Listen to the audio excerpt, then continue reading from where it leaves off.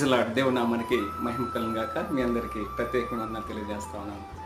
1 తెస్సలోనికి రాసిన పత్రికలో 4వ అధ్యాయంలో ఉందండి. ఆర్భాటంతోనూ ప్రధాన దూత శబ్దంతోనూ దేవుని కోరుతోనూ ప్రభువు దిగి వస్తాడంట. ఎలా వస్తాడండి? ఎలాగైతే ఆరోహణమయ్యాడో అలాగనే మళ్ళీ వస్తాడంటండి. ఆయన వచ్చేటప్పుడు దేవదూతలు మరి చూడండి శబ్దంతో బోర్రలతో ఊదుతూ ఉంటారండి. ఆయన సెరువులు కెరువుల మధ్య నిత్యం పరిశుద్ధుడు పరిశుద్ధుడు కొనియాడబడుతున్న యేసయ్య చూడండి.